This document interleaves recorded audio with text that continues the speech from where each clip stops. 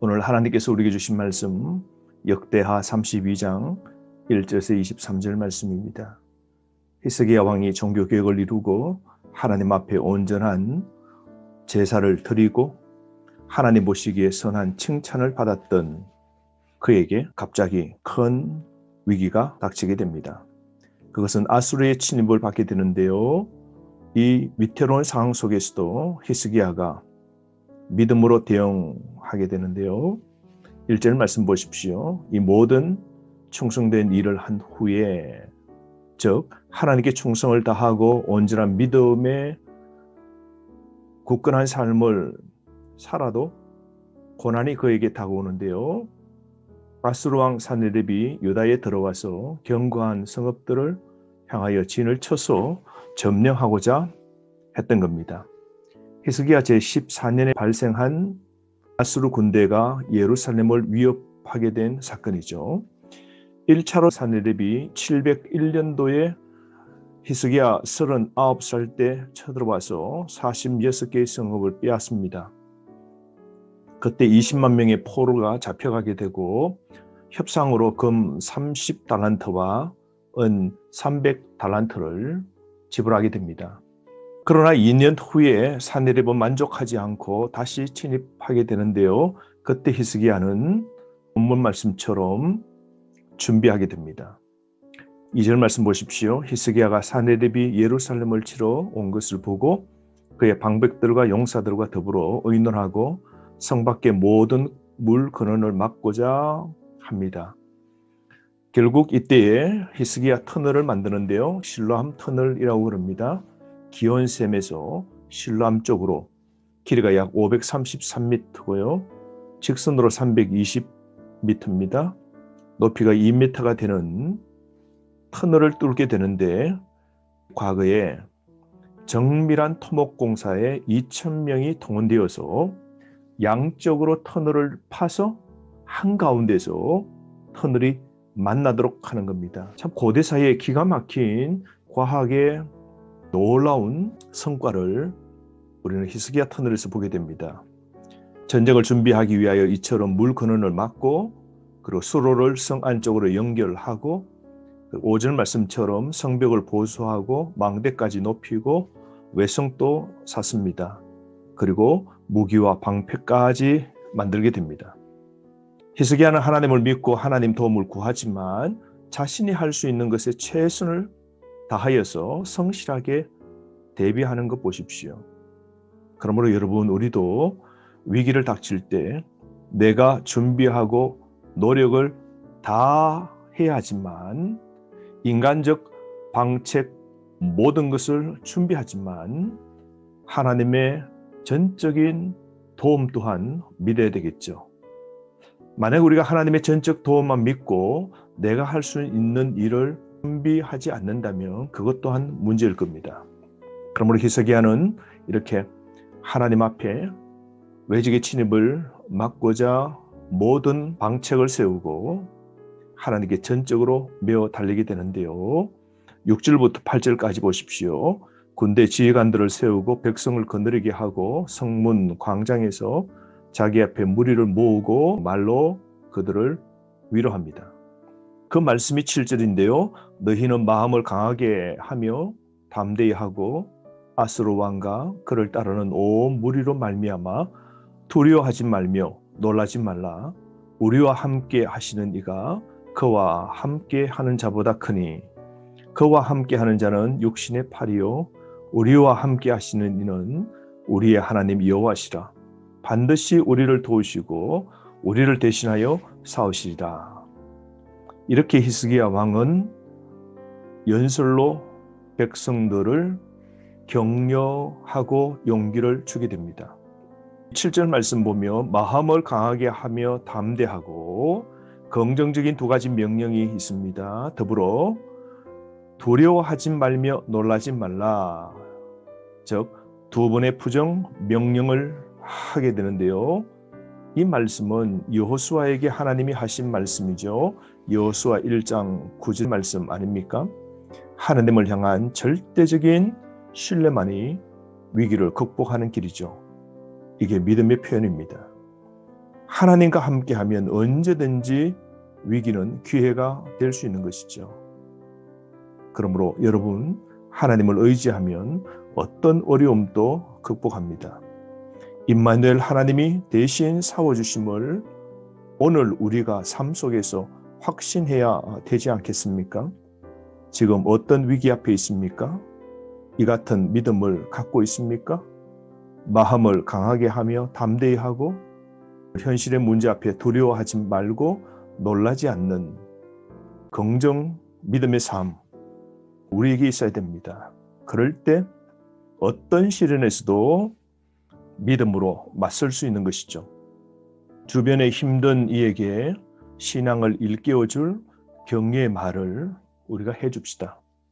히스기야가 두려워하는 백성들에게 하나님의 말씀으로 용기를 주고 있는 것 보십시오.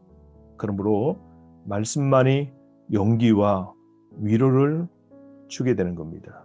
모든 영적으로 할 수 있는 국방력을 동원해서 다 준비를 하고 있는데요.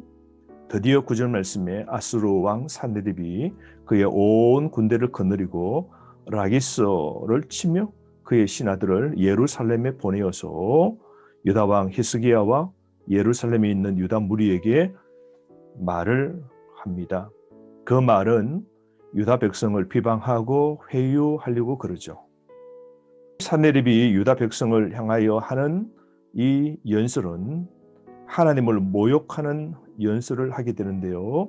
14절 15절 말씀에 또렷하게 나와 있습니다. 하나님을 조롱하죠. 심리적 교란 전술을 펼쳐서 백성들이 감히 대항할 마음을 갖지 못하게 만듭니다. 백성들을 회유시키는 말들이죠. 여러분, 오늘도 세상과 거짓 우상은 우리를 향해 엄포를 놓고 공갈하고 헛소리로 놀라게 하고 두렵게 만들지 않습니까? 그러나 골리앗 앞에 주눅들지 말고 다윗처럼 참 믿음으로 담대하고 강해져야 됩니다. 세상 헛것에 쫄지 말고 항상 함께 하시는 하나님이 대신 싸워주심을 굳세게 믿읍시다. 어떤 위협에서도 믿음으로 맞서야 됩니다. 그러므로 세상 사람들의 횡설수설에 빠져서 하나님을 과소평가하는 악한 믿음에 불신에 빠지면 안 되는 겁니다. 그러므로 히스기야 왕은 아수르 침입 때에 군사적인 대책을 강구하고 백성들을 격려하게 됩니다. 그러므로 히스기야 왕이 1차 산헤립 침입 때는 하나님을 의지하지 않고 저공을 바치며 인간적 방법을 동원했지만 두 번째로 아수르 나라가 침입했을 때는 철저히 하나님을 의지하고 있는 것, 달라진 모습을 보게 됩니다. 산헤립 또한 그의 군대 장관들은 백성을 회유하는 세 가지를 펼치게 되는데요. 11절 말씀에 보면 유다에게는 의뢰할 자가 없다라고 비웃습니다. 두 번째로 12절 말씀에 하나님을 향한 신뢰가 무익하다라고 비웃고 있는 겁니다. 산당과 제단을 철거한 게 무슨 유익이 있나라고 히스기야와 백성들을 비웃는 겁니다. 세 번째로 13절 말씀, 하나님을 향한 백성들의 신뢰가 헛되다라고 백성들을 조롱하고 있는 겁니다. 여러분, 오늘도 사탄은 성도와 교회를 흔들 때 분열시키며 끊임없이 헛소리로 공격하고 있지 않습니까? 술책을 경계하고 마귀 사탄에게 텀주지 말아야 됩니다. 마귀는 항상 거짓으로 우리를 흔들고 교회를, 성도를 서로 분열시키는 겁니다. 특별히 아수르 왕 산헤립은 하나님을 비방하게 되는데요. 14절, 15절, 17절, 19절 말씀 보십시오. 너희 하나님이 능히 너희를 내 손에서 건져내겠느냐? 15절, 하물며 너희 하나님이 너희를 내 손에서 건져내겠느냐? 라고 하면서 온 우주의 주권자 하나님을 향하여 대적하는 행위를 하게 됩니다. 하나님을 불신하게 만드는 것이죠. 즉 민심을 이반시키려고 그러는 겁니다. 16절부터 19절에도 산헤립이 편지를 보내 하나님을 모욕하게 됩니다. 산헤립의 부하들이 신하들이 나와서 하나님을 또 하나님의 종 히스기야를 비방합니다. 열왕기하 18장 19절 말씀에 보면 랍사게의 긴 연설이 있고 산헤립 왕이 보낸 편지를 세 차례나 수록하고 있지만 역대기에는 간략하게 기록하고 있습니다. 그러고 보면 산헤립과 그의 신하들이 하나님을 믿는 히스기야와 백성들을 향해 얼마나 많이 회유와 협박을 계속했는지 우리는 알 수 있습니다. 심리전으로 항복을 받아내려고 하는 것이죠. 백성들의 마음을 흔들려고 합니다. 사랑하는 성도 여러분, 지금 또 세상에 살다 보면 이 같은 종류의 신앙적 공격을 받게 됩니다. 그럴 때 우리는 어떻게 대응해야 될까요? 혼란과 두려움으로 우리 삶을 몰아넣을 때 오직 하나님만 신뢰합시다. 이럴 때 히스기야는 어떻게 반응했을까요? 20절, 21절 말씀에 보면 히스기야는 하나님께 기도합니다. 하나님의 도움만 구합니다. 20절 말씀 보십시오. 히스기야 왕이 아모스 아들 선지자 이사야와 더불어 하늘을 향하여 부르짖어 기도하였더니 위기 앞에서 그는 하나님께 기도합니다. 기도하자 하나님은 놀라운 구원으로 응답하시는데요. 21절 여호와께서 한 천사를 보내어 아수르 왕의 진영에서 모든 큰 용사와 대장과 지휘관들을 멸하신지라.